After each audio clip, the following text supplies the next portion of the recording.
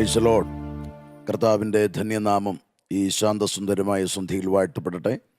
Month of liberty എന്ന ആത്മീയ പ്രോഗ്രാമിലേക്ക് പ്രാർത്ഥനാനിരതരായി പങ്കെടുക്കുന്ന എല്ലാ പ്രിയപ്പെട്ടവർക്കും സന്ധ്യാവന്ദനത്തെ അറിയിക്കുകയാണ്. അനുഗ്രഹീതമായ ഈ ശുശ്രൂഷയുടെ അധ്യക്ഷപദം അലങ്കരിക്കുന്ന കർത്തൃദാസൻ, ആത്മീയ ഗാന ശുശ്രൂഷ നിർവഹിക്കുന്ന ദൈവത്തിൻ്റെ ദാസന്മാർ, എല്ലാ പ്രാർത്ഥനാ സഹകാരികൾക്കും വന്ദനം. അനുഗ്രഹീതമായ സന്ധ്യയെങ്കിൽ തിരുവചനത്തിലേക്ക് നമ്മുടെ ശ്രദ്ധ തിരിക്കാം. അതിനാധാരമായി യെശയ്യാ പ്രവാചക പുസ്തകം 61 അധ്യായത്തിൻ്റെ 1-2 വാക്യങ്ങൾ നമുക്ക് വായിക്കാം. യെശയ്യാ പ്രവാചക പുസ്തകം 61 അധ്യായത്തിൻ്റെ 1-2 വാക്യങ്ങൾ. എളിയവരോട് സദ്വർത്തമാനം ഘോഷിപ്പാൻ യഹോവ എന്നെ അഭിഷേകം ചെയ്തിരിക്കൊണ്ട്, യഹോവയായ കർത്താവിൻ്റെ ആത്മാവ് എൻ്റെ മേലിരിക്കുന്നു. ഹൃദയം തകർന്നവരെ മുറിവ് കെട്ടുവാനും, തടവുകാർക്ക് വിടുതലും ബദ്ധന്മാർക്ക് സ്വാതന്ത്ര്യവും അറിയിപ്പാനും, യഹോവയുടെ പ്രസാദ വർഷവും നമ്മുടെ ദൈവത്തിൻ്റെ പ്രതികാര ദിവസവും പ്രസിദ്ധമാക്കുവാനും, ദുഃഖിതന്മാരെയൊക്കെയും ആശ്വസിപ്പിക്കാനും കർത്താവിനെ അയച്ചിരിക്കുന്നു. അനുഗ്രഹിക്കപ്പെട്ടതായ വേദഭാഗമാണ്. ഏവർക്കും സുപരിചിതമായ വേദഭാഗം. ഇന്ന് രാത്രിയിൽ പരിശുദ്ധാത്മാവ് ഈ തീമിനോടനുബന്ധമായി എൻ്റെ ഹൃദയത്തിൽ പ്രേരണ നൽകിയത് കർത്താവായ യേശു ക്രിസ്തു നൽകുന്ന സ്വാതന്ത്ര്യം. ഇവിടെ കർത്താവായ യേശു ക്രിസ്തുവിനെ കുറിച്ചുള്ള പ്രവാചക വാക്യത്തിൽ പറയുന്ന 2 പദങ്ങളാണ്: കർത്താവിൻ്റെ പ്രസാദ വർഷവും പ്രതികാര ദിവസവും. കർത്താവിൻ്റെ ദീർഘക്ഷമയുടെയും കൃപയുടെയും കരുണയുടെയും സമ്മിശ്രമായ ഇടപെടലാണ് പ്രസാദ വർഷം. പ്രതികാര ദിവസം എന്നത് ദൈവത്തിൻ്റെ കോപ ദിവസമാണ്. ദൈവികമായ പദ്ധതിയെ നമ്മൾ സവിസ്തരം ഇഴകീറി പരിശോധിച്ചാൽ പ്രസാദ വർഷത്തിൽ ദൈവം ചെയ്യുന്ന മഹത്കരമായ ചില ക്രിയകൾ, അതിലേറ്റവും പ്രധാനപ്പെട്ടത് ബദ്ധന്മാർക്ക് സ്വാതന്ത്ര്യമാണ്.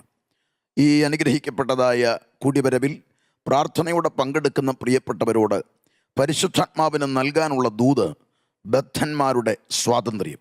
ഞാൻ എൻ്റെ സന്ദേശത്തിൻ്റെ തലക്കെട്ട് ലളിതമാക്കുകയാണ്: ക്രൂശും സ്വാതന്ത്ര്യവും. ഒന്നുകൂടെ ലളിതമാക്കിയാൽ, ക്രൂശിൽ വെളിപ്പെട്ട 4 വിധ സ്വാതന്ത്ര്യം.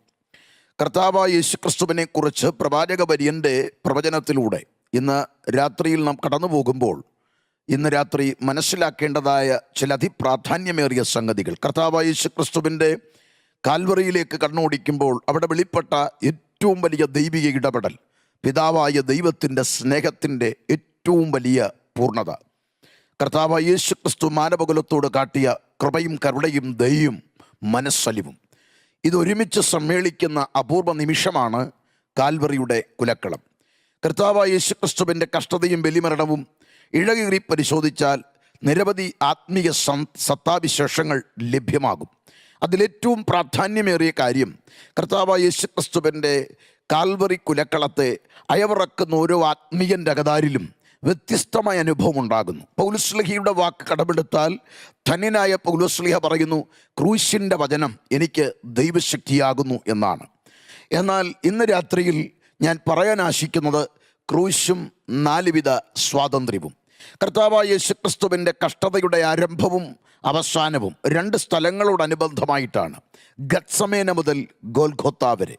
ഗത്സമേന കിദ്രോൻ തോട് കടന്ന് ഒലിവുമലയുടെ ചരിവിലേക്കുള്ള ചരിവിൽ ആ പ്രവേശന കവാടത്തിൻ്റെ അരിയിലാണ് ഈ ഗത്സമേന തോട്ടവും അതിൻ്റെ ഏറ്റവും നിർണായകമായ കർത്താവിൻ്റെ പ്രാർത്ഥന അരങ്ങേറിയതും ശിഷ്യന്മാരുടെ വിശ്രമവും ശിഷ്യന്മാരിൽ നിന്ന് ദൂരവേ ഗമിച്ച യൂദയെക്കുറിച്ചുള്ള ചിത്രവുമൊക്കെ നമുക്ക് ആ ഭാഗത്ത് ലഭ്യമാകും. ശ്രദ്ധിച്ചോളൂ പ്രിയപ്പെട്ടവരെ, കർത്താവായ യേശുക്രിസ്തുവിൻ്റെ കഷ്ടാനുഭവത്തിൻ്റെ ആ രാത്രി കർത്താവ് ശിഷ്യന്മാരുമായി പെസഹ ആചരണം കഴിഞ്ഞ് കിദ്രോൻ തോട് കടന്നു എന്ന് രേഖപ്പെടുത്തുന്നു. നിരവധി യാഗങ്ങളും യാഗവിധികളുമൊക്കെ കഴിയുമ്പോൾ അവിടെയുള്ള അവശിഷ്ടങ്ങളൊക്കെ കഴുകിക്കഴിയുന്ന ആ അവശിഷ്ടത്തിൻ്റെ ഭാഗം കിദ്രോൻ തോടിലാണ് പതിക്കുക. അതുകൊണ്ട് തന്നെ കിദ്രോൻ തോടിലൂടെ ഒഴുകുന്ന ഓരോ ജലകണികകൾക്കും അവിടെ നടക്കുന്ന യാഗവിധികളുടെ ക്രമവും യാഗവിധികളുടെ ക്രമീകരണങ്ങളുമൊക്കെ അറിയാം. എന്നാൽ ഇവിടെ എഴുതിയിരിക്കുകയാണ്, യേശുക്രിസ്തു കിദ്രോൻ തോട് കടന്നു. അർത്ഥമെന്താണ്? പാപമില്ലാത്ത പരിശുദ്ധൻ, മണ്ണിൽ പാപിയുടെ വിമോചനത്തിന് വേണ്ടി അവതരിക്കപ്പെട്ടവൻ ഇവിടെ ഇതാ കിദ്രോൻ തോട് കടന്നു. ഇതുവരെ നടന്ന യാഗവിധികൾക്കപ്പുറത്ത് ഈ ലോകത്തിൻ്റെ പാപത്തെ ചുമക്കുവാൻ മണ്ണിൽ അവതരിച്ച ദൈവത്തിൻ്റെ കുഞ്ഞാട് ഒരു പടി കൂടെ കടക്കുകയാണ്. കർത്താവ് ഇതാ കിദ്രോൻ തോട് കടന്ന് ഒലിവുമലയുടെ ചരിവിലേക്ക് പ്രവേശിക്കുകയാണ്.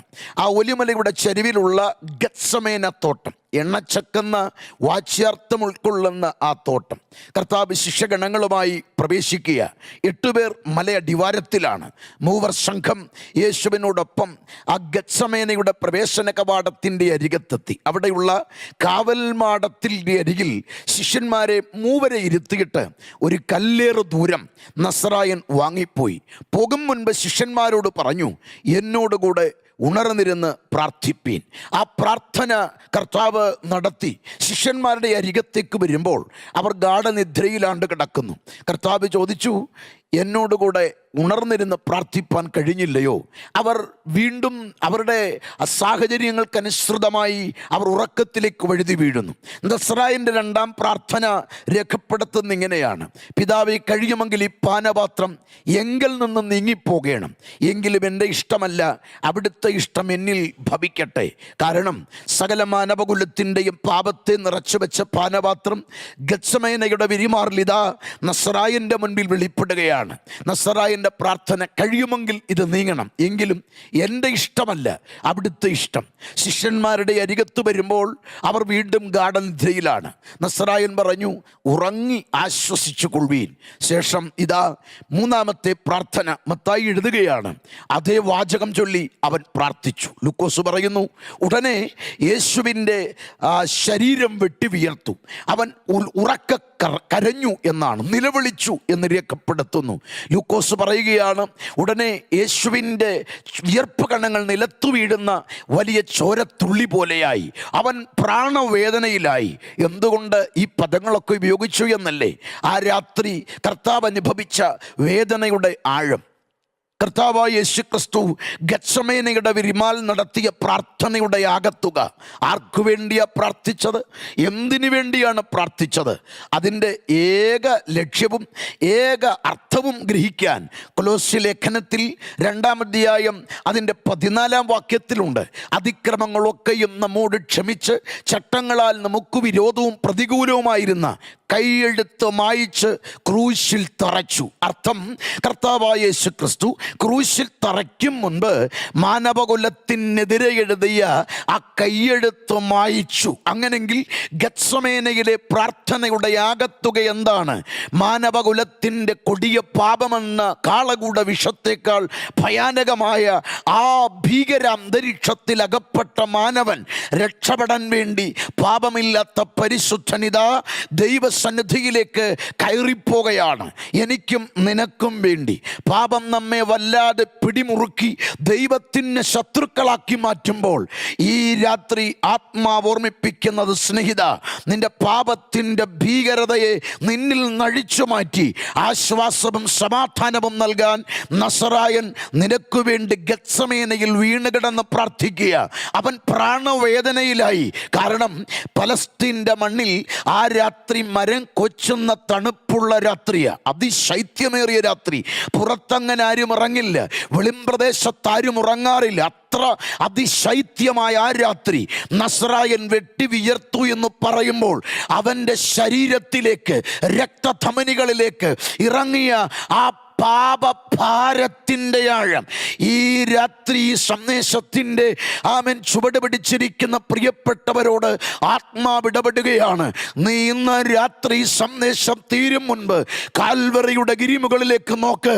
നിനക്ക് വേണ്ടി യാഗമാകാൻ ഒരുക്കപ്പെടുന്ന കർത്താവിൻ്റെ ഏറ്റവും വലിയ പ്രാർത്ഥനയുടെ സ്വരമാണ് ഗത്സമേന. ആ ഗത്സമേനയിൽ ഇന്ന് രാത്രി പറയുന്ന 1-ാമത്തെ വാചകം സ്വാതന്ത്ര്യമാണ്. എന്തിൻ്റെ സ്വാതന്ത്ര്യം? പാപിയേ, നിനക്ക് സ്വാതന്ത്ര്യമാണ് ഗത്സമേനയിൽ മുഴങ്ങുന്നത്. ഇന്ന് രാത്രി പാപത്തിൻ്റെ പിടിയിലാണോ? തളർന്നു പോകണ്ട. പാപത്തിൻ്റെ പടുകുഴിയിൽ കിടക്കുന്ന നിനക്ക് രക്ഷാമാർഗം ഒരുക്കാൻ, നിനക്ക് വേണ്ടി സ്വാതന്ത്ര്യത്തിൻ്റെ ആമേൻ വേദി തുറന്നു തരാൻ നസ്രായൻ ഗത്സമനയിൽ നിനക്കായി പ്രാർത്ഥിക്കുന്നു. സ്വാതന്ത്ര്യം പാപത്തിൽ നിന്ന്, അത് ഗത്സമേനയിലുള്ള പ്രാർത്ഥനയിൽ തുടങ്ങുകയാണ്. ഇതാ ഗത്സമേനയിലെ പ്രാർത്ഥന കഴിഞ്ഞ് ശിഷ്യന്മാരോടൊപ്പം കർത്താവ് നിൽക്കുമ്പോൾ ഗത്സമേനയുടെ അടിവാരത്തിൽ നിന്ന് ഒരു കൂട്ടം കയറി വരികയാണ്. തീവെട്ടിപ്പന്തങ്ങൾ, വടികൾ, വാളുകൾ, വലിയ ചങ്ങലകളുമൊക്കെയായി വരുന്ന വലിയൊരു കൂട്ടമാണ്. സന്നിധി സംഘാംഗങ്ങളുണ്ട്, റോമൻ സേവകന്മാരുണ്ട്, അപ്പോൾ തന്നെ മതപുരോഹിത ദാസന്മാരുണ്ട്, യഹൂദന്മാരുണ്ട്. വലിയൊരു കൂട്ടം കയറി വരുമ്പോൾ അതിൻ്റെ മുന്നിൽ യൂദയുണ്ട്, ഇസ്കരിയോത്ത യൂദ. പെസഹ ആചരണത്തിൽ കണ്ണം വാങ്ങി ഉടനെ പോയവനാണ്. 30 വെള്ളിക്കാശ് പറഞ്ഞൊത്ത് ഇതാ അവൻ മുൻപിലുണ്ട്. നസ്രായനെ കണ്ട മാത്ര അവനോ അരികത്തേക്ക് വന്ന് ഗുരുവേ വന്ദനം. ആ ചുംബനം നൽകി തിരിയുമ്പോൾ സേവകന്മാരോടായി നസ്രായൻ്റെ ചോദ്യമുണ്ട്, നിങ്ങൾ ആരെ തിരിയുന്നു? ഒന്നിച്ചു പറഞ്ഞു, നസ്രയനായ യേശുവിനെ തിരിയുന്നു. യോഹന്നാന്റെ സുവിശേഷം 18-ാം അധ്യായം 5-ാം വാക്യത്തിൽ ഇങ്ങനെ എഴുതിയിട്ടുണ്ട്, അത് ഞാൻ തന്നെ എന്ന ഒറ്റ വാക്ക് നസ്രായൻ മൊഴിയുന്നു. ഉടനെ അവനെ പിടിക്കാൻ വന്നവർ പിൻവാങ്ങി നിലത്തു വീണു എന്ന് വായിക്കുന്നു. യേശുവിൻ്റെ ഒറ്റ വാക്കിൻ്റെ മുൻപിൽ പിൻവാങ്ങി നിലത്തു വീണു. ആരെല്ലാമാണ്? ഈ ലോകത്തിലെ അധികാരവർഗം, ഈ ലോകത്തിലെ സേവകന്മാർ, ഈ ലോകത്തിൻ്റെ മതവിരോധികൾ. ഇതാ യേശുവിൻ്റെ മാർഗത്തെ തച്ചുടയ്ക്കാൻ അശ്രാന്ത പരിശ്രമം നടത്തിയ ഏവരും വീണുപോയി. ആരുടെ മുൻപിൽ? യേശുവിൻ്റെ മുൻപിൽ. എന്തിൻ്റെ മുൻപിൽ? ഞാൻ ആകുന്നു എന്ന ഒറ്റ വാക്കിൻ്റെ മുൻപിൽ. ഈ അനുഗ്രഹിക്കപ്പെട്ട നിമിഷത്തിൽ ഒരു ദൂത് കുഞ്ഞ് നിന്നോട് പറയാനുണ്ട്. ഇന്ന് രാത്രി നിനക്കെതിർ കൾ വലുതാ, എതിരാളികൾ വലുതാ, പ്രശ്നങ്ങൾ വലുതാ, അത് വല്ലാതെ നിന്നെ വേട്ടയാടുന്നുണ്ട്. ഇന്ന് രാത്രി ഗത്സമേനയിലേക്കൊന്ന് ശ്രദ്ധിക്കുമോ? അവിടെ യേശുവിൻ്റെ ഒറ്റ വാക്കിൻ്റെ മുൻപിൽ ഒരാൾ പോലുമില്ലാതെ അവിടെ ഏവരും വീണുപോയി എന്ന് വായിക്കുന്നെങ്കിൽ യേശുവിൽ നിന്ന് പുറപ്പെട്ട വാക്കിൻ്റെ അധികാരം എത്ര ശ്രേഷ്ഠമാണ്. ആ രാത്രി മുഴങ്കാൽ മടക്കി പ്രാർത്ഥിച്ച നസ്രായൻ്റെ വാക്കിൻ്റെ മുൻപിൽ എതിരാളികൾ വേച്ചു വിറച്ചു വീണെങ്കിൽ ഇന്ന് രാത്രി ആത്മാവ് നിന്നോട് പ്രവചിക്കുകയാണ്, നിനക്ക് മുൻപിൽ അധികാരികൾ എത്ര അരമുറുക്കി എഴുന്നേറ്റാലും ഇന്ന് രാത്രി യേശുവിൻ്റെ പാദപീഠത്തിങ്കൽ മുട്ടൊന്ന് മടക്കാമോ എങ്കിൽ നിന്റെ പ്രശ്നം നിന്റെ മുൻപിൽ വീഴാൻ തുടങ്ങും. ഈ നിമിഷം പ്രശ്നങ്ങളുടെ മുൻപിൽ, ജപ്തിയുടെ മുൻപിൽ എല്ലാ പ്രതീക്ഷകളും നഷ്ടപ്പെട്ടിട്ടാണ് ഈറനണിഞ്ഞ നയനങ്ങളോടെ നീ പ്രാർത്ഥനാ മുറിയിലിരിക്കുന്നത്. ഭാരപ്പെടണ്ട, കർത്താവിൻ്റെ മുൻപിൽ മുഴങ്കാൽ മടക്കിക്കൂ. നിന്റെ പ്രശ്നം നിന്റെ മുൻപിൽ വീഴാൻ പോകുകയാണ്. നിനക്കെതിരെ തലപൊക്കുന്ന അധികാരവർഗത്തെ സ്വാധീനിക്കാൻ കഴിവുള്ള നസ്രായൻ ഇന്ന് രാത്രി നിന്റെ അരികിലുണ്ട്. നിന്റെ നനഞ്ഞ കണ്ണുകളുടെ ആ നനവറിയുന്നവൻ, നിന്റെ കണ്ണുനീർ തുരുത്തിയിലാക്കി വെക്കാൻ കേൾപ്പുള്ളവൻ ഈ ദൂത് പറഞ്ഞുകൊണ്ടിരിക്കുമ്പോൾ തന്നെ നിന്റെ സാമ്പത്തികത്തിൻ്റെ പ്രതിസന്ധിയുടെ ചങ്ങല അറുത്ത് കളയും. കുഞ്ഞെ, നിന്റെ അർബാബ് നിനക്കെതിരായിരിക്കും. ജോലിയിൽ നീ വല്ലാതെ അസ്വസ്ഥപ്പെടുക, നീ പേടിക്കേണ്ട. മുഴങ്കാൽ മടക്ക്. നിന്നെ കഠിനവേല ചെയ്യിക്കുന്നതിനെ സ്വാധീനിക്കാൻ കെൽപ്പുള്ളവൻ ഇന്ന് രാത്രി നിന്റെ അരികിലുണ്ട്. ഇന്ന് രാത്രി മുഴങ്കാൽ കർത്താവിൻ്റെ മുൻപിൽ മടക്ക്. ആവതില്ലപ്പാ, എനിക്ക് നിൽക്കാൻ വയ്യപ്പച്ച എന്ന് നീ ഒന്ന് പ്രാർത്ഥിക്ക്. ഇന്ന് രാത്രി കർത്താവിൻ്റെ കരം നിന്നെ തൊടാൻ പോകുകയാണ്. ഗത്സമേനയിൽ കർത്താവ് വീണ്ടും ചോദ്യം ആവർത്തിച്ചു, നിങ്ങൾ ആരെ തിരയുന്നു? അവർ പറഞ്ഞു, നസ്രായനായ യേശുവിനെ. അത് ഞാൻ തന്നെ, ഇവർ പോകട്ടെ. കർത്താവിനെ ഉടനെ കടന്നു പിടിച്ചു, കൈകാലുകൾ ബന്ധിച്ചു. വാളുകൾ വടികളുമായി വന്ന ജനം ഒരു കുറ്റവാളിയോടെന്ന പോലെ നസ്രായനോട് ഇടപെടുകയാണ്. അതാ കൈകാലുകൾ ബന്ധിച്ച് ഗത്സമേനയുടെ മണ്ണിൽ നിന്ന് പുറപ്പെടുമ്പോൾ അർദ്ധരാത്രി പിന്നിടുകയാണ്, കൊണ്ടെത്തിക്കുകയാണ് ഹന്നാവെന്ന പുരോഹിതൻ്റെ മുൻപിൽ. ഹന്നാവിൻ്റെ മുൻപിൽ എത്തുമ്പോൾ ഹന്നാവിൻ്റെ ചോദ്യം, നിന്റെ ഉപദേശം എന്താ? നിന്റെ ശിഷ്യന്മാരാരൊക്കെയാ? കർത്താവിൻ്റെ വാക്ക് ചോദിച്ചവരോട്, നീ ഈ വാക്ക് എൻ്റെ നേരെ ചോദിക്കുക. പക്ഷേ അർത്ഥം എന്താണെന്നറിയാമോ? കർത്താവോട് പ്രതിവചിക്കുന്നത്, കേട്ടവരോട് ചോദിക്കേ. ഞാൻ രഹസ്യമായിട്ടൊന്നും പറഞ്ഞിട്ടില്ല, കേട്ടവരോട്. ഉടനെ അവിടുന്ന് സേവകന്മാർ 600-ലധികം ഉണ്ടെന്ന് ചരിത്രകാരന്മാരുടെ ഭാഷയാണ്. കണ്ടുനിന്നവർ, കൂടിരുന്നവർ ആക്രമണം അഴിച്ചുവിട്ടു. അടിയുമിടിയും കൊണ്ട് അവിടേക്ക് വീഴുകയാണ്. മാത്രമല്ല, അവർ കയ്യേറ്റം ചെയ്യുക മാത്രമല്ല, നാണയത്തുട്ടുകൾ ചേർത്ത് പിടിച്ച് താടിരോമങ്ങൾ പിഴുതെടുക്കുകയാണ്. ശേഷം അടുത്ത വിസ്താരം നടക്കുന്നത് കയ്യഫാവ് എന്ന മഹാപുരോഹിതൻ്റെ മുൻപിലാണ്. നേരം പരപരാ പുലർന്നു വരികയാണ്. അർദ്ധരാത്രി കഴിഞ്ഞാൽ പിന്നെ സന്നദ്രി സംഘം കൂടാൻ പാടില്ലെന്നാണ് നിയമം. മാത്രമല്ല 70 അംഗങ്ങളുള്ള സന്നദ്രി സംഘത്തിൽ കോറം തികഞ്ഞിരിക്കണം. 2/3 ഭൂരിപക്ഷം ഉണ്ടെങ്കിലേ കൂടാവൂ എന്നാണ് നിയമം. എന്നാൽ നിയമങ്ങളെല്ലാം കാറ്റിൽ പറത്തിക്കൊണ്ട് നസ്രായനെ കയ്യഫാവിൻ്റെ അരമനയിൽ വിസ്തരിക്കാൻ കൊണ്ടുവന്നു. ഇടിയേറ്റ് വല്ലാത്ത ക്ഷീണിതനായി നിൽക്കുന്ന കർത്താവിൻ്റെ അരികിൽ വന്ന് കയ്യഫാവിൻ്റെ ചോദ്യം, നീ ക്രിസ്തുവോ? എങ്കിൽ എന്നോട് പറ, ഞാൻ സഹായിക്കാം. നസ്രായൻ പറഞ്ഞു, ഞാൻ പറഞ്ഞാൽ നീ വിശ്വസിക്കുകയില്ല, ഞാൻ ചോദിച്ചാൽ നിങ്ങൾ ഉത്തരം പറയുകയുമില്ല. കുറഞ്ഞൊന്നു കഴിഞ്ഞ് മനുഷ്യപുത്രൻ മേഘാരൂഢനായി ആകാശമേഘങ്ങളിൽ വരുന്നത് കാണും. ഉടനെ കയ്യഫ വസ്ത്രമങ്ങ് കീറി കാർക്കിച്ച് തുപ്പി. പിന്നിൽ നിന്ന ചേവകന്മാർ ആക്രമണം വീണ്ടും തുടർന്നു. ഇവണ്ണമോ മഹാപുരോഹിതനോട് സംഭാഷിക്കുക? അങ്ങനെ അടുത്ത വിസ്താരം അതേ രമനയിൽ തന്നെയാണ്. 70 അംഗങ്ങളുള്ള സന്നദ്രി സംഘത്തിലെ 2/3 ഭൂരിപക്ഷം കോറം തികയത്തക്കവണ്ണം കൂടി വന്നു. ശേഷം നേരം പരപരാ പുലരുമ്പോൾ ക്രൂശിക്കുക എന്ന ലക്ഷ്യത്തോടെ കള്ളത്തെളിവുകൾ, കള്ളസാക്ഷികൾ, നീതിരഹിതമായ തികച്ചും നിയമസാധ്യതയില്ലാത്ത വിസ്താരം നിരത്തി. പക്ഷേ ചരിത്രമെഴുതുന്നു, ഒന്നും ഒത്തുവരുന്നില്ല. എങ്കിലും അവർ ആവോളം ശ്രമിച്ചു. നേരം പുലർന്നു. സ്ഥലം പീലാത്തോസിൻ്റെ അരികിലാണ്. നാടുവാഴി പീലാത്തോസ്. സിവിൽ കോടതി വിസ്താരമാണ്. അവിടേക്ക് നസ്രായനെ കൊണ്ടുപോകുകയാണ്. പീലാത്തോസ് യേശുവിനെ കണ്ട മാത്രയിൽ അവരോടായി ചോദിച്ചു, ഇവൻ ചെയ്ത കുറ്റമെന്താ? അവർ പറഞ്ഞു, ദൈവദൂഷണം. 2 വട്ടം വിസ്തരിക്കുകയാണ്. വിധിക്ക് കാത്തിരിക്കുന്ന ജനത്തോടായി പീലാത്തോസ് ഉറക്കെ പറഞ്ഞു, ഞാൻ ഈ നീതിമാനിൽ ഒരു കുറ്റവും കാണുന്നില്ല. ഉടനെ ജനം കൂക്കു വിളിച്ചുകൊണ്ട് യേശുവിനെ എങ്ങനെയും വിസ്തരിക്കുക എന്ന നിലയിൽ ഇടപെടുമ്പോൾ, നീ ഹെരോദാവിൻ്റെ ശത്രുവോ എന്ന നിലയിലുള്ള ആരോപണങ്ങൾ ഉയരുമ്പോൾ പീലാത്തോസിൻ്റെ നിരപരാധിത്വം തെളിയിച്ചെങ്ങനെങ്കിലും യേശുവിനെ വിടണമെന്ന ലക്ഷ്യത്തോടു കൂടി പീലാത്തോസ് പറയുന്നു, ഹെരോദാവ് വിസ്തരിക്കട്ടെ.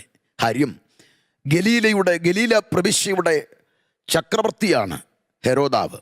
ഗലീലയുടെ മണ്ണിലുള്ള ഹെരോദാവിൻ്റെ അധികാരപരിധിയിലാണ് നസ്രത്ത് എന്നതുകൊണ്ട് തന്നെ യേശുവിനെ വിസ്തരിക്കാൻ ഹെരോദാവിൻ്റെ അരികിലേക്ക് അയച്ചു. യേശുവിനെ കണ്ടപ്പോൾ ഒരു മജീഷ്യനെ പോലെ അത്ഭുതം വല്ലതും ചെയ്ത് കാണാമെന്ന ലാഘവത്തോടു കൂടി യേശുവിനെ വസ്ത്രമണിയിച്ച് പരിഹസിച്ചു നോക്കി.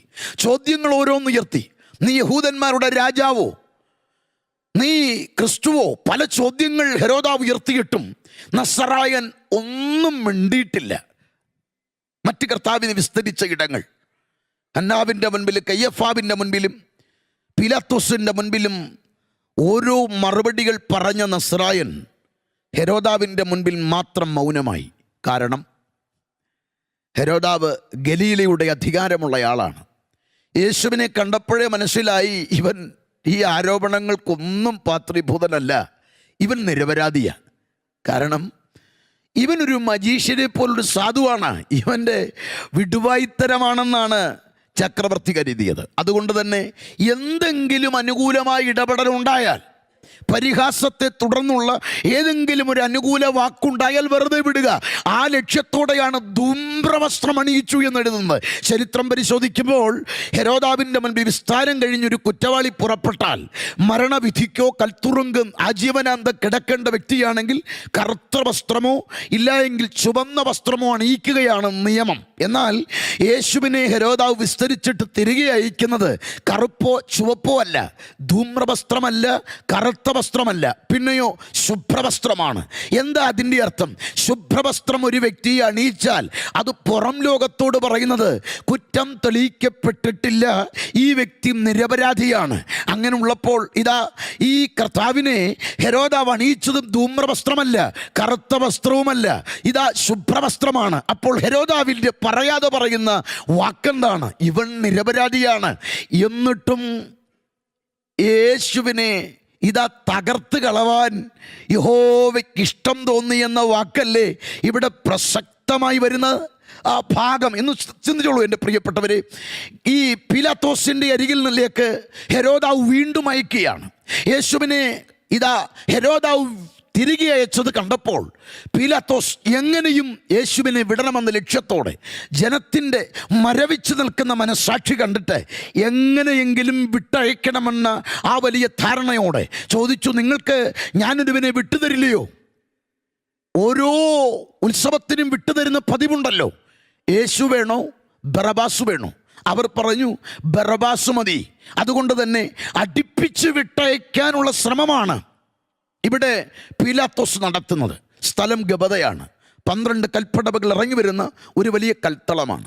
അവിടെ നടക്കുന്ന ശിക്ഷയ്ക്ക് ഭീകരമായ ഒരു അന്തരീക്ഷമാണ്. ഈ കൽത്തളം പേര് സൂചിപ്പിക്കും പോലെ തന്നെ ഒരു ഭീകരമായ അന്തരീക്ഷമാണ്. ചുറ്റും ഈ ശിക്ഷ അരങ്ങേറുന്നത് കാണാൻ തക്ക ഒരു ഗാലറി ഉണ്ട് അധികാരികൾക്ക്. അതിൻ്റെ നടുത്തളത്തിലെ കൽക്കുറ്റിയിലാണ് കുറ്റവാളിയെ വസ്ത്രമെല്ലാം അഴിച്ചു മാറ്റി അല്പമാത്ര വസ്ത്രം കൊണ്ട് നഗ്നത മറച്ചിട്ട് വില്ലുപോലെ കുനിച്ച് ബന്ധിക്കും. കൈകൾ രണ്ടും ചേർത്ത് ബന്ധിച്ച് തലയ്ക്ക് മുകളിലായിരിക്കും, കാലുകൾ താഴെ. ശേഷം വില്ലുപോലെ ബന്ധിക്കും. ബന്ധിച്ച് കഴിഞ്ഞിട്ടാണ് ചമ്മട്ടിക്ക് അടിക്കുക. പേര് ചമ്മട്ടി എന്നാണെങ്കിലും ചരിത്രം പൂച്ചവാൽ വടിയെന്ന് പറയുന്നു.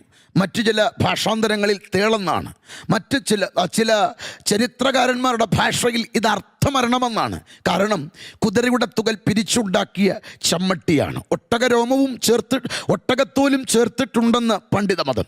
ഇതിൽ 3 തുകൽ വാറുകളാണ്. ഒരു ദണ്ടിൻ്റെ അറ്റത്ത് 3 തുകൽ വാറുകൾ. അതിലൊന്നാം തുകൽ വാറിൽ എല്ലിൻ്റെ കഷണങ്ങളാണ്, മറ്റൊന്നിൽ ഈയക്കട്ടികളാണ്, മറ്റൊന്നിൽ ചൂണ്ട പോലെയുള്ള മുൾക്കൊളുത്തുകളാണ്. ഈ മുൾക്കൊളുത്തുകൾക്ക് തേളിൻ്റെ മുള്ളിനോട് സാമ്യമുണ്ട്. അതുകൊണ്ടാണ് തേൾ എന്ന് പറയുന്നത്. ഈ 3 തുകൽവാറുകളിൽ എല്ലിൻ്റെ കഷണവും ഈയക്കട്ടികളും ഈ ചൂണ്ടക്കൊളുത്തുകളും തൂങ്ങിക്കിടക്കുമ്പോൾ പൂച്ചയുടെ വാൽ പോലെ തോന്നും. അതുകൊണ്ടാണ് പൂച്ചവാൽ വടി എന്ന് പറയുന്നത്. അപ്പോൾ തന്നെ ഇതിന് അർത്ഥമരണമെന്ന് പറയാൻ കാരണം ഒരുവൻ്റെ തൊലി ഉരിച്ച് മാംസം പറിച്ചെടുക്കുന്ന ഭീകര ശിക്ഷയാണ്. അതുകൊണ്ടാണ് ഇതിന് അർത്ഥമരണമെന്ന് പേര് വരിക. ചരിത്രം പറയുന്നത് അടിയേറ്റ് പൂർത്തീകരിക്കപ്പെട്ടവർ തുലവും വിരളമാണ്. കാരണം അടിയേൽക്കുമ്പോഴേക്കും പിടലി മുതൽ പൃഷ്ഠഭാഗം വരെ കീറും. അവിടെയുള്ള ധമനികൾ, രക്തധമനികൾ, സിരകൾ മുഴുവനും തകർന്നു മാറും. രക്തം ധാരധാരയായി ഒഴുകും. അവിടെ രക്തം വാർന്ന് മരിക്കുകയാണ് പതിവ്. അങ്ങനെ ഇതാ നസ്രായനെ കൊണ്ടുവന്ന് വില്ല് പോലെ ബന്ധിച്ചു. വലിയ പാത്രത്തിൽ നിറച്ചു വെച്ച് വെള്ളത്തിലേക്ക് കുതിരയുടെ തുകൽ ചാട്ട ആഴ്ത്തിയിട്ട് ആ ചാട്ട ചുഴറ്റി കുനിഞ്ഞിരിക്കുന്ന യേശുവിൻ്റെ മുതുകിലേക്ക് ആഞ്ഞു പതിച്ചു. അതാ യേശുവിൻ്റെ മുതുകിലേക്ക് മുൾക്കൊളുത്തുകൾ ആഴ്ന്നിറങ്ങി. മാംസ കഷണങ്ങളെ ചിതറിക്കുന്ന എല്ലിൻ്റെ കഷണങ്ങൾ, ഈയക്കട്ടുകൾ മാംസത്തിൽ തറച്ചു നിൽക്കുകയാണ്. ചരിത്രം പറയുന്നത് പറ്റിപ്പിടിച്ചിരിക്കുക, ചമ്മട്ടി തിരികെ വരുന്നില്ല. കൽക്കുറ്റിയിൽ കാൽ ചവിട്ടി സേവകൻ ആഞ്ഞു വലിക്കുമ്പോൾ പുറത്തുനിന്ന് മാംസ കഷണങ്ങൾ ഇളകി മാറി. സങ്കീർത്തന പുസ്തകത്തിൽ വായിക്കുന്നു, ഉഴവുകാർക്ക് ഉഴുതുമറിക്കേണ്ടതിന് നിലം ഉഴുതുമറിക്കുവാൻ കാട്ടിക്കൊടുക്കും പോലെ പുറം ഉഴവുചാലികൾ നീളത്തിൽ കീറത്തക്കവണ്ണം കാട്ടി. ഓർക്കണം, ഒന്നിനു പിറകെ ഒന്നായി കുതിർത്ത ചാട്ട ആഞ്ഞു ചുഴറ്റിയടിക്കുമ്പോൾ ചരിത്രം എഴുതിയ ജോസിഫസ് പറയുന്നു, 7ാമത്തെയോ 8ാമത്തെയോ അടി കഴിഞ്ഞപ്പോൾ ആവേശഭരിതരായി അടി തുടരുകയാണ്. അവിടെ വീണുകിടക്കുന്ന വെള്ളവും രക്തവും കലർന്ന ആ ഒരു അവസ്ഥയിൽ വഴുവഴുപ്പിലാണ്. ആഞ്ഞു വീശി ചുഴറ്റിയടിക്കവേ അടി ദിശ മാറി. യേശുവിൻ്റെ വിലാപ്പുറത്തേക്ക് അടി വീണു. വാരിയല്ലിൻ്റെ ഇടയിലേക്ക് മുൾക്കുളത്തുകൾ ഉടക്കി.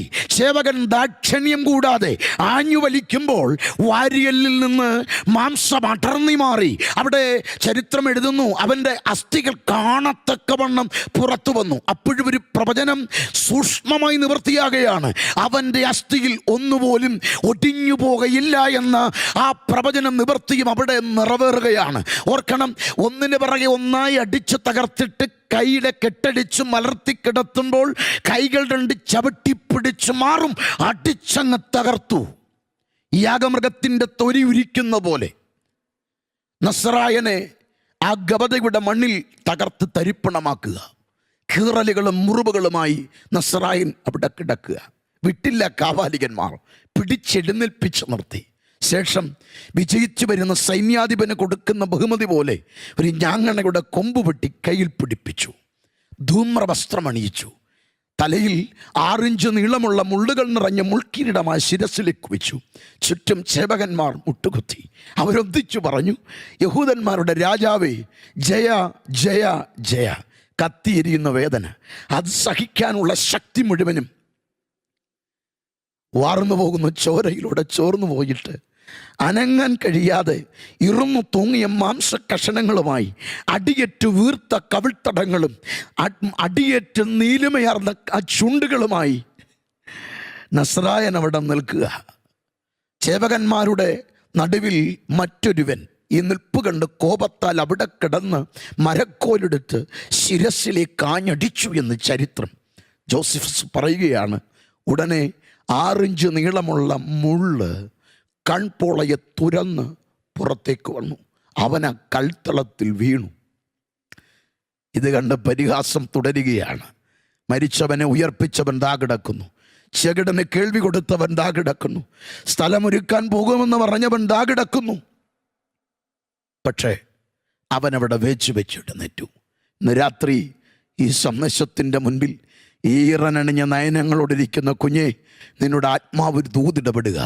നിൻ്റെ വീഴ്ച കണ്ട് സന്തോഷിക്കുന്നവരുണ്ട്, നീ വീണെന്ന് പറയുന്നവരുണ്ട്. പക്ഷേ നീ വീണടത്ത് നിന്ന് നിലംപരിചാകാതിരിക്കാൻ നിനക്ക് വേണ്ടി ഗബതയുടെ മണ്ണിൽ വീണവൻ വെച്ചെഴുന്നേക്കുക. നീതിമാനും വീണാലും നിലംപരിചാകയില്ല. ഇന്ന് രാത്രി നിന്നെ വീഴ്ചയിൽ താങ്ങുന്നവൻ ഇന്ന് രാത്രി നിൻ്റെ അരികിലുണ്ട് കേട്ടോ. ഇതാ കർത്താവിനെ വലിച്ചിഴച്ച് പുറത്തേക്ക് കൊണ്ടുവരുമ്പോൾ കാരാഗ്രഹത്തിൻ്റെ കവാടം തുറന്നു. കാരാഗ്രഹത്തിൻ്റെ കവാടം തുറന്ന് ഒരുവനെ പുറത്തേക്ക് കൊണ്ടുവരികയാണ്. അവനോടായി സേവകൻ പറഞ്ഞു, നിനക്ക് പോകാം. അവൻ്റെ മറുപടി, യജമാനെ, ഞാൻ ബറബാസ്. ഇന്നെൻ്റെ വധശിക്ഷയുടെ ദിവസമല്ലേ? അതെ, പക്ഷെ നിനക്ക് സ്വാതന്ത്ര്യമാണിന്ന്. എന്തുകൊണ്ട്? നിനക്ക് പകരമായി നിൻ്റെ മരണസമയത്തും നിനക്ക് വേണ്ടി മരിക്കാൻ ഒരുവൻ പൊയ്ക്കഴിഞ്ഞു. നിൻ്റെ അളവിൽ പണിത ക്രൂശുമായി. എനിക്ക് വേണ്ടിയോ? അതെ. എൻ്റെ പ്രിയപ്പെട്ടവരാരെങ്കിലുമാണോ? അല്ല. എൻ്റെ സഹോദരൻ? അല്ല. കൂടപ്പിറപ്പ്, എൻ്റെ ബന്ധു, എൻ്റെ ഏറ്റവും പ്രിയപ്പെട്ട സുഹൃത്ത്, എൻ്റെ മാതാപിതാക്കൾ, എൻ്റെ അറിവിലുള്ള ആരെങ്കിലും? അല്ല. നസ്രത്തുകാരൻ യേശു. ഇതാ ഏറ്റവും വലിയ കൊടും കുറ്റവാളി യേശു അവൻ്റെ ക്രൂശെടുക്കുമ്പോൾ അവന് സ്വാതന്ത്ര്യമാണ്.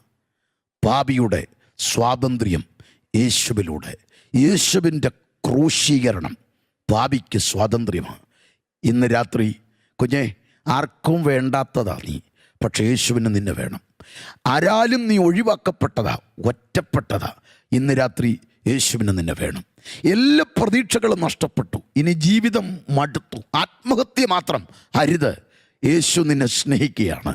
നിനക്ക് വേണ്ടി യേശു ഇതാ നിൻ്റെ പ്രതിസന്ധിയും പ്രശ്നങ്ങളും തീർക്കാൻ നിനക്ക് വേണ്ടി യേശു ബറബാസെ ക്രൂശുമായി പോകുക. ചരിത്രം എഴുതി ബറബാസ് ഓടി അടുത്ത മലയുടെ മുകളിൽ ചെന്ന് താഴേക്ക് നോക്കുമ്പോൾ യാഗമൃഗം പോകുന്നത് പോലെ വീണെഴുന്നേറ്റ് പോകുന്ന നസ്രായൻ്റെ കാഴ്ച കണ്ട് ബറബാസ് യേശുവിൻ്റെ അനുയായിയായി എന്ന് ചരിത്രം.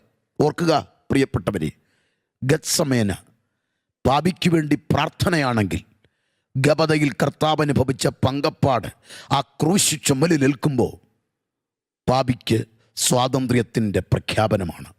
സ്തോത്രം. ഗബതയുടെ മണ്ണിൽ നിന്ന് കർത്താവ് ക്രൂശമായിട്ട് ഇറങ്ങുമ്പോൾ എൻ്റെ ഒരു ചോദ്യമുണ്ട്. കർത്താവേ, അടിയൊക്കെ ഏറ്റിട്ടും അങ്ങെന്താ മൗനമായത്? ഇത്രയും ശരീരം മുഴുവനും കീറലുകളും മുറിവുകളുമായി മാറിയിട്ടും അങ്ങെന്തേ മൗനമായി? അങ്ങ് തകർന്നു തകർന്നു തകർന്നു എന്ന് ഏവരും ആക്രോശിച്ചിട്ടും അങ്ങെന്തേ മൗനമായി?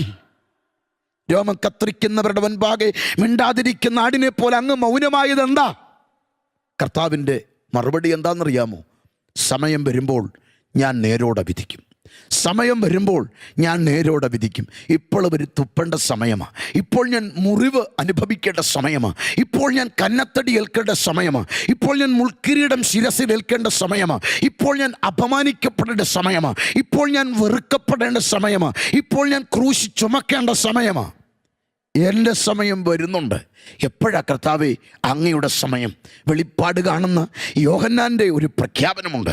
വെളിപ്പാട് 19:12 അശ്വാരൂഢനായി ഒലിവുമലയുടെ മുകൾ പരപ്പിലേക്ക് പാദം പതിക്കുന്ന കർത്താവിനെ ഈ യോഹന്നാൻ ആത്മാവിൽ കാണുകയാണ്. അവിടെ കാഴ്ച എഴുതിയിരിക്കുന്ന ഇങ്ങനെയാണ്: അവൻ്റെ തലയിൽ അനേകം രാജമുടികളുമായി അവൻ വരികയാണ്. മുൾക്കിരീടമടിച്ച സ്ഥലത്ത്, ഏറ്റവും കൂടുതൽ അപമാനിക്കപ്പെട്ട സ്ഥലത്ത്, ക്രൂശി ചുമന്ന സ്ഥലത്ത്, ഇനി നസ്രായൻ വരുന്നത് ക്രൂശ് ചുമക്കാനല്ല, അപമാനിക്കപ്പെടാനല്ല, അപവാദമേൽക്കാനല്ല, നിന്ന കേൾക്കാനല്ല, ക്രൂശ് ചുമക്കാനല്ല.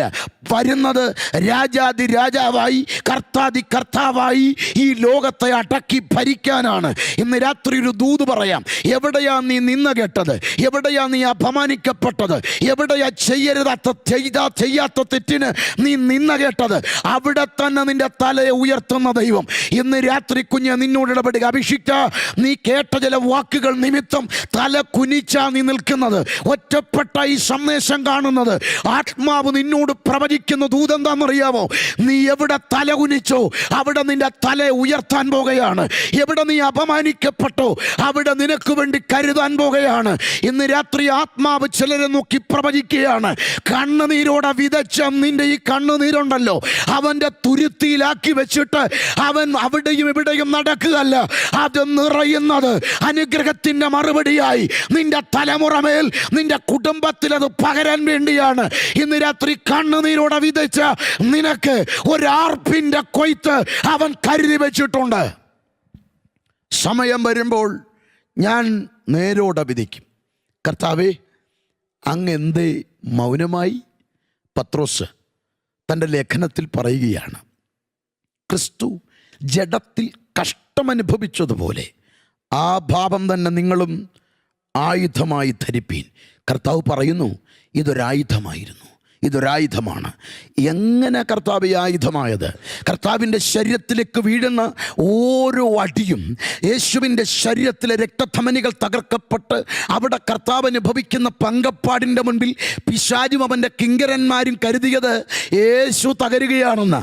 എന്നാൽ നസ്രായൻ്റെ മേൽ വീഴുന്ന ഓരോ അടിയുടെയും മുൻപിൽ കർത്താവിന് പറയാനുള്ളത് ഇത് ആയുധമാണ്. എന്താണ് ആയുധം?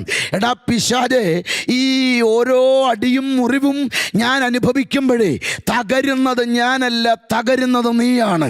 എന്താ അതിൻ്റെ അർത്ഥം?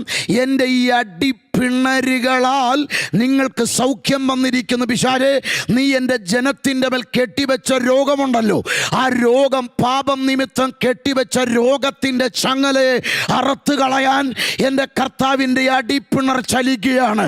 ഇന്ന് രാത്രി ദൂത് പറഞ്ഞുകൊണ്ടിരിക്കുമ്പോൾ തന്നെ അടിപ്പിണരിൻ്റെ സൗഖ്യം ചില വ്യക്തികളെ തൊടുന്നുണ്ട്. നാളുകളായി ഡയാലിസിസിന് വിധേയപ്പെട്ട് പ്രതീക്ഷകൾ മുഴുവനും അസ്തമിച്ചായിരിക്കുന്നത്. നീ പേടിക്കേണ്ട, യേശുവിൻ്റെ പിണർ നിന്നെ തൊട്ട് സൗഖ്യമാക്കാൻ പോകുകയാണ്. നിനക്ക് ഹാർട്ടിന് ബ്ലോക്ക് ഉണ്ട്, ഇനി എന്ത് ചെയ്യണമെന്നുള്ള നൊമ്പരത്തിലല്ലേ നീ ഇന്നായിരിക്കുന്ന? പേടിക്കാതെ, യേശുവിൻ്റെ അടിപ്പിണർ ഇന്ന് രാത്രി നിന്നെ സൗഖ്യമാക്കുക. യൂട്രസിൻ്റെ അകത്ത് മുഴയും ചുമന്ന് ഇന്ന് രാത്രി സന്ദേശം കേൾക്കുന്നത് എന്ത് ചെയ്യും? ഞാൻ ആരോടിത് പറയും? ആരെന്നെ സൗഖ്യമാക്കും? നീ പേടിക്കാതെ, യേശുവിൻ്റെ കരത്തിൻ്റെ സ്പർശനം ഇന്ന് രാത്രി നിന്റെ ജഡത്തിൽ വെളിപ്പെടുക. പിണരുകളാൽ നിങ്ങൾക്ക് സൗഖ്യം വന്നിരിക്കുന്നു.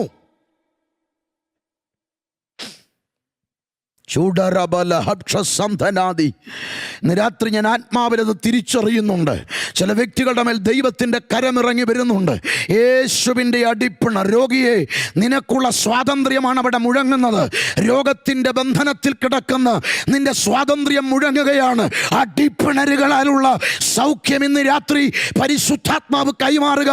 അകത്തളത്തിലെ നൊമ്പരം മാറ്റിവെച്ച് ഇന്ന് രാത്രി ദൂതിനോട് പ്രതികരിച്ചോ. നിന്നെ പിടിമുറുക്കുന്ന രോഗത്തിൻ്റെ കുടില തന്ത്രത്തെ അഴിച്ചു മാറ്റാൻ യേശുവിൻ്റെ അടിപ്പിണർ നിന്നെ തൊടുകയാണ്. Price the Lord. യേശുവിൻ്റെ ആ യാത്ര കണ്ടോ?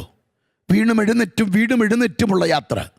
ചരിത്രം പറയുന്നു, ഏകദേശം 130-ലധികം കിലോ തൂക്കം ഉള്ള പച്ചപ്പൈന്മര കുരിശാണ്. വീണ്ടും എഴുന്നേറ്റുമുള്ള യാത്രയാണ്. ഇടനാഴിയിൽ കൂടുള്ള ആ യാത്രയൊന്ന് ശ്രദ്ധിക്കണം. ഇതാ പിന്നിൽ ആക്രോശിച്ചു കൊണ്ടുവരുന്ന വലിയ ജനതയാണ്. അതിൻ്റെ നടുവിൽ നസ്രായൻ ഇതാ ആ ഇടനാഴിയിൽ വീണ് കിടക്കുമ്പോൾ സേവകന്മാർ കുതിരച്ചാട്ട കൊണ്ട് ആഞ്ഞടിക്കുകയാണ്. മുറിപ്പാടുകൾ പൊട്ടി വീണ്ടും ചോരത്തുള്ളികൾ പുറത്തേക്ക് വമിക്കുകയാണ്. അടിയേറ്റ് വികൃതമായ മുഖത്ത് ആ സംഭവിച്ച മുറിവുകളിലെല്ലാം മണ്ണ് പറ്റി വല്ലാതെ അസ്വസ്ഥത അനുഭവിച്ചും വേദനിച്ചും പിടയ്ക്കുമ്പോഴും ചുറ്റും നിന്ന് ആക്രോശിക്കുന്ന ജനത. ഭാരമേറിയ ക്രൂശിൻ്റെ അടിയിൽ യേശു കിടക്കുകയാണ്. എല്ലാവരും അടിക്കുമ്പോൾ വഴിയിൽ വലിയൊരു കൂട്ടവും ബഹളവും അരങ്ങേറുമ്പോൾ വയലിൽ നിന്നൊരുവൻ വരുന്നുണ്ട്. അവൻ പണി കഴിഞ്ഞു വരികയാണ്. അവൻ ഇതുവരെ കാണാത്തൊരു ജനതതി. അതിൻ്റെ ഇടയിലൂടെ അകത്തേക്ക് വന്ന് നോക്കുമ്പോൾ ഒരുവൻ്റെ തൊലി ഉരിച്ച് കിടത്തിയിട്ടവൻ്റെ ചുമലിൽ വലിയ ക്രൂശം വെച്ച് ജനം ആക്രോശിക്കുന്നു, സേവകന്മാർ മർദ്ദിക്കുന്നു. സഹതാപത്തോടെ തിരിയുമ്പോൾ ആ മുഖം എവിടെയോ കണ്ടിട്ടുണ്ട്. നസ്രത്തുകാരൻ യേശു. ഈ മലമടക്കിലൂടെ ഘോരഘോരം പ്രസംഗിച്ച് നടന്ന നസ്രത്തുകാരൻ യേശു. സഹതാപത്തോടെ തിരിയുമ്പോൾ സേവകൻ്റെ ചോദ്യം, നിൽക്കവിടെ, നിൻ്റെ പേരെന്താ? എൻ്റെ പേര് ശിമോൻ. എവിടുന്നാ നീ വന്നത്? കുറേന. എവിടുന്ന് വരിക? ഇപ്പോൾ പണി കഴിഞ്ഞു വരികയാ, വീട്ടിലേക്കുള്ള യാത്ര. ആ ശിമോനോട് സേവകൻ പറഞ്ഞു, ഈ ക്രൂശ് നീ ചുമക്കണം. ഇവന് ഇത് ചുമക്കാൻ കഴിയില്ല. ഇനി ഇവൻ ഇവിടെ കിടന്ന് മരിച്ചാൽ ആ കുറ്റം ഞങ്ങൾ ഏൽക്കേണ്ടി വരും. ഗോൽഗോത്തയിൽ ഇവൻ എത്തിയേ പറ്റൂ. അവൻ വല്ലാതെ വിഷമിച്ചു പോവുകയാ. കാരണം ക്ഷീണിതനാണെന്നേ, ഒട്ടും വയ്യ. അവൻ പറഞ്ഞു, യജമാനെ, എനിക്കാവതില്ല, പണി കഴിഞ്ഞ് വരികയാ, എന്നെ ഒഴിവാക്കണം. ഇവിടെ കൈക്കരുത്തുള്ള ഒരുപാട് പേരുണ്ടല്ലോ, അവർ ചുമക്കട്ടെ. അവർക്കാർക്കും ചുമക്കാൻ കഴിയില്ല. ഇവർ യഹൂദന്മാരാണ്, ഇവർക്ക് ക്രൂശ് ശാപമാണ്. അപ്പോൾ യജമാനെ, അങ്ങേക്കൊക്കെയോ? ഞങ്ങൾക്കും തൊടാൻ പറ്റില്ല, ശാപം തന്നെയാ. അപ്പോൾ ഞാനോ? അതാ പറയാതെ പറയുന്ന ഒരു യാഥാർത്ഥ്യം അതാ. അവനെ നിർബന്ധിച്ചു. ചുറ്റുമുള്ളവർക്കൊക്കെ ശാപമെന്ന് പറയുന്ന ക്രൂശ് ചുമക്കാൻ അവനെ നിർബന്ധിച്ചു എന്ന് പറയുമ്പോൾ സേവകന്മാരുടെ കണ്ണിൽ ഇവർക്കെല്ലാം ശാപം. അപ്പോൾ നീയോ? എവിടുന്നോ വന്നവൻ, ആരാലും ശ്രദ്ധിക്കാത്തവൻ, ആരുടെയോ പണി ചെയ്യാൻ ഇറങ്ങിത്തിരിച്ച ആഫ്രിക്കക്കാരൻ, അവനാ ക്രൂശ് ചുമക്കാൻ നിർബന്ധിതനായി. നസ്രായൻ്റെ ആ ക്രൂശിൻ്റെ അഗ്രം അവൻ താങ്ങി.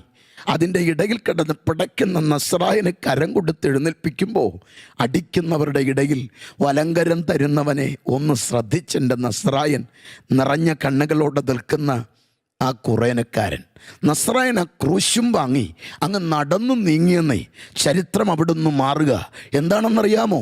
ചരിത്രം ഇങ്ങനെ അങ്ങോട്ട് തിരുത്തി. അവിടെ നിർബന്ധത്താൽ ക്രൂശ് ചുമന്ന കുറേനക്കാരനായ ശീമോൻ്റെ തലമുറകൾ അലക്സാണ്ടരും രൂഫസും കർത്താവിൽ പ്രസിദ്ധരായി.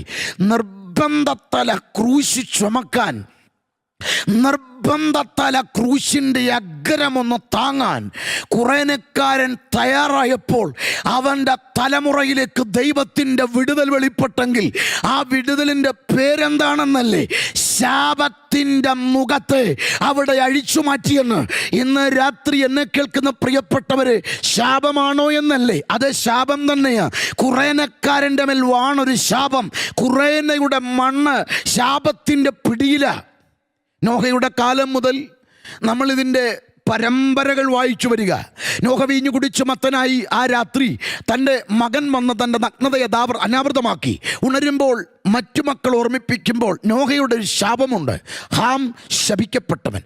ഹാമിൻ്റെ സന്തതികളുടെ നിര വ്യക്തമായി രേഖപ്പെടുത്തുമ്പോൾ അതിലെഴുതി ചേർക്കുന്ന പേര് കൂശനെന്നാണ്. കൂശ് ശപിക്കപ്പെട്ടവന്, മിസ്രൈം ശപിക്കപ്പെട്ടവന്, കനാൻ ശപിക്കപ്പെട്ടവന്. അപ്പോൾ ശാപം പേറിയ ഹാമിൻ്റെ തലമുറയിൽപ്പെട്ട കൂശ്യൻ ശാപം തന്നെ അവനും ശപിക്കപ്പെട്ടവന്. പക്ഷേ യേശുവിൻ്റെ ക്രൂശ് നിർബന്ധത്താലാണെങ്കിലും അവൻ ചുമക്കുമ്പോൾ അവൻ്റെ മേൽ ആ ശാപത്തിൻ്റെ ചങ്ങല അഴിച്ചവനെ അനുഗ്രഹത്തിലേക്ക് ചുവടുവെപ്പിച്ചെങ്കിൽ ഇന്ന് രാത്രി നിനക്ക് നേരെ എത്ര വലിയ ശാപങ്ങൾ ആരെല്ലാം തൊടുത്തുവിട്ടാലും ഇന്ന് രാത്രി നിനക്ക് തലമുറ ഉണ്ടാകുകയില്ല. നീ ഒരു കുഞ്ഞിക്കാലി കാണുകയില്ല. നിന്റെ തലമുറ ഗതി പിടിക്കത്തില്ല. നിനക്കൊരു വിവാഹം നടക്കത്തില്ല. നീ പരാജയമാകുമെന്ന് ആരെല്ലാം വിധി എഴുതിയാലും ഇന്ന് രാത്രി ആത്മാവ് പ്രവചിക്കുകയാണ്. നിന്റെ ശാപത്തിൻ്റെ ചങ്ങല അറുത്ത് നിന്നെ അനുഗ്രഹത്തിലേക്ക് നയിക്കാൻ ഇന്ന് രാത്രി കർത്താവിൻ്റെ കരം ചിലതിനെ തൊടുന്നുണ്ട്. ഇന്ന് രാത്രി കുഞ്ഞേ, നിന്റെ ഭാവിയെക്കുറിച്ച് നീ ഇനി ആശങ്കപ്പെടേണ്ട. യേശുവിന് ഇടനെഞ്ചിൽ ഒരിടം കൊടുക്ക്. യേശുവിന് നിർബന്ധത്താൽ ചുമന്നവൻ്റെ തലമുറ അനുഗ്രഹിക്കപ്പെട്ടെങ്കിൽ ഇന്ന് രാത്രി പൂർണ്ണ മനസ്സോടെ, പൂർണ്ണ ആത്മാവോടെ, പൂർണ്ണ ഹൃദയത്തോടെ യേശുവിനെ രക്ഷകനും നാഥനുമായി സ്വീകരിച്ച നീ അനുഗ്രഹിക്കപ്പെടാതിരിക്കുമോ? കുഞ്ഞേ, പാഷനേജിൽ ജനിച്ചതിൻ്റെ പേരിൽ അനുഭവിച്ച മുറിവും വേദനയും ദുഃഖവും ഒക്കെ ഉള്ളിൽ ഒതുക്കിയ നീ ദൂത് കേൾക്കുന്നത്. പരിശുദ്ധാത്മ പറഞ്ഞു, പതറാതെ കർത്താവിൽ പ്രസിദ്ധനായി മാറുന്ന രൂഫസിനെ പോലെ നിന്റെ ജീവിതത്തെ മാറ്റാൻ എൻ്റെ കർത്താവ് വിശ്വസ്തനാ. Praise the Lord. നിലത്തിട്ട ക്രൂശിക്കാൻ 4 സേവകന്മാർ, മരണം സാക്ഷീകരിക്കാൻ ശതാധിപൻ, കാൽവറിയിലെത്തിയ ക്രൂശിലേക്ക് ഇറച്ചിയെടുത്ത് കിടക്കുന്ന ലാഘവത്തോടെ നസ്രായനെ കിടത്തി. 8 ഇഞ്ച് കനവും 3/4 ഇഞ്ച് നീളവും 3/4 ഇഞ്ച് കനവും 8 ഇഞ്ച് നീളവുമുള്ള ആണിയടിച്ചുറപ്പിച്ച് വടം കെട്ടി ക്രൂശ് ഉയർത്തി. ഇരുവശങ്ങളിലും തസ്കര വീരന്മാർ. കണ്ടു നിൽക്കുന്നവർ, കടന്നു പോകുന്നവർ നിന്ന യേശുവിനെ നേരെ തൊടുത്തു വിടുമ്പോൾ നസ്രായൻ്റെ ക്രൂശിൻ്റെ നേർസാക്ഷി തസ്കരൻ്റെ ഒരു യാചനയുണ്ട്. യേശുവേ, നീ രാജ്യത്വം പ്രാപിച്ചു വരുമ്പോൾ എന്നെ കൂടെ ഓർക്കണമേ. അവനും കിട്ടി സ്വാതന്ത്ര്യം. ഇന്ന് നീ എന്നോടുകൂടെ പർദീസയിൽ. നിനക്ക് സ്വാതന്ത്ര്യം മരണത്തിൻ്റെ ഭീകരതയിൽ നിന്നുള്ള സ്വാതന്ത്ര്യമാണ്. നീ ഇനി എന്നോട് കൂടെ. ഇന്ന് രാത്രി ഈ സന്ദേശം ഞാൻ അവസാനിപ്പിക്കുമ്പോൾ പരിശുദ്ധാത്മാവിൻ്റെ വ്യക്തമായ ഒരു ദൂതിലേക്ക് ഇന്ന് രാത്രി എത്തുകയാണ്. കർത്താവായ യേശുക്രിസ്തുവിൻ്റെ കഷ്ടത അയവറക്കുന്തോറും അകത്തളത്തിൽ വല്ലാത്ത വിങ്ങലുണ്ടാകും. എന്നാൽ ഇന്ന് രാത്രി ഓർക്കണം, അതിൽ വെളിപ്പെടുന്ന ഏറ്റവും ശ്രേഷ്ഠമായ 4 വിധ സ്വാതന്ത്ര്യം. പാപത്തിൻ്റെ പടുകുഴിയിൽ നിന്നുള്ള സ്വാതന്ത്ര്യം, രോഗത്തിൽ നിന്നുള്ള സൗഖ്യമെന്ന സ്വാതന്ത്ര്യം, ശാപമെന്ന ഭീകരതയിൽ നിന്ന് അനുഗ്രഹമെന്ന സ്വാതന്ത്ര്യം, മരണമെന്ന മടയിൽ നിന്ന് നിത്യത എന്ന ഭാഗ്യാവസ്ഥയിലേക്കുള്ള സ്വാതന്ത്ര്യം. ഇന്ന് രാത്രി കർത്താവതിനാണ് നിന്നെ വിളിച്ചത്. ഇന്ന് രാത്രി ഒരുമിച്ച് ഒന്ന് പ്രാർത്ഥിക്കാം. എല്ലാ കണ്ണുകളും അടച്ച് ഒന്ന് പ്രാർത്ഥിച്ചാട്ടെ. ഒരു വലിയ ദൈവസാന്നിധ്യം ആയിരിക്കുന്ന ഇടത്ത് ചലിക്കട്ടെ. ആയിരിക്കുന്ന ഇടത്ത് കുഞ്ഞെ നിന്റെ കണ്ണുകൾ അടച്ച് അല്പസമയം ഒന്ന് പ്രാർത്ഥിച്ചേ. നാം ഒരുമിച്ച് പാടി ആരാധിക്കും മുൻപ് നിന്റെ തലകളൊന്ന് വണക്ക്. ഇതുവരെയും യേശുവുമായി ഒരു ബന്ധമുണ്ടായിട്ടില്ലെങ്കിൽ, വിവിധ നിലയിൽ ബന്ധനത്തിൻ്റെ അകത്ത് എല്ലാ വഴികളും അടഞ്ഞ് നീ ആയിരിക്കുമ്പോൾ നിനക്ക് സ്വാതന്ത്ര്യം തരാൻ കർത്താവ് നിൻ്റെ അരികിലുണ്ട്. ജാതി ഏതുമാകട്ടെ, നിന്റെ മതം ഏതുമാകട്ടെ, വർഗം ഏതുമാകട്ടെ, സ്ഥിതി ഏതുമാകട്ടെ, യേശു ബദ്ധന്മാർക്ക് സ്വാതന്ത്ര്യം നൽകുന്നവനാണ്. ഈ രാത്രി ആ കർത്താവിൻ്റെ കരം നിന്നെ ഒന്ന് തൊടട്ടെ. ഒന്ന് പ്രാർത്ഥിക്കുക. യേശുവേ, എനിക്ക് സൗഖ്യം വേണം. യേശുവേ, എൻ്റെ പാപം മോചിക്കണം. യേശുവേ, ഇന്ന് രാത്രി എന്നിൽ വാഴുന്ന ശാപത്തിൻ്റെ ചങ്ങലെ അറുത്ത് കളയണം. യേശുവേ, മരണാനന്തരമുള്ള ഭാഗ്യാവസ്ഥയുടെ ആ ജീവിതത്തിലേക്ക് എന്നെയും എത്തിക്കണം. കർത്താവേ, ഈ ജനത്തിന് വേണ്ടി പ്രാർത്ഥിക്കുന്നു യേശുവിൻ്റെ നാമത്തിൽ. ഈ ദൂത് പറയുമ്പോൾ തന്നെ ഗൾഫിൻ്റെ പ്രദേശത്ത് ജോലിയിൽ അനുഭവിക്കുന്ന പ്രതിസന്ധി നിമിത്തം ഞരങ്ങുന്ന കുഞ്ഞ് നിന്നോട് ആത്മാവ് പ്രവചിക്കുക. നീ പേടിക്കേണ്ട, എൻ്റെ കരം ചലിക്കാൻ പോവുകയാണ്. പരിശുദ്ധാത്മാവ് ജോൺസൺ എന്നൊരു പേര് എന്നെ കാണിക്കുന്നു. പരിശുദ്ധാത്മാവ് പറയുന്നു, നീ തളരണ്ട കേട്ടോ. ഈ സന്ദേശത്തിന് മുമ്പിൽ ഏൽപ്പിച്ചു കൊടുത്തു. നീ തകർന്നെന്ന് തോന്നുന്നിടത്ത് ദൈവത്തിൻ്റെ കരം ചലിക്കാൻ പോവുകയാണ്. പരിശുദ്ധാത്മാവ് വ്യക്തമായി ഇടപെടുന്നു. ചില രോഗബന്ധനങ്ങൾ അഴിഞ്ഞു മാറുന്നുണ്ട്. യേശുവിൻ്റെ നാമത്തിൽ കർത്താവ് ഈ ജനത്തെ അനുഗ്രഹിക്കുകയാണ്. ക്രൂശിൻ്റെ സ്വാതന്ത്ര്യം ഈ ജനത്തിൽ കൈമാറുകയാണ്. ഇന്ന് രാത്രി യേശുവിൽ ഇവർ അനുഗ്രഹീതരാകട്ടെ. പൈശാചിക തന്ത്രങ്ങളെ ഞങ്ങൾ ഉടച്ച് പ്രാർത്ഥിക്കുന്നു യേശുവിൻ നാമത്തിൽ തന്നെ. ആമേൻ. കർത്താവ് നിങ്ങളെ അനുഗ്രഹിക്കട്ടെ.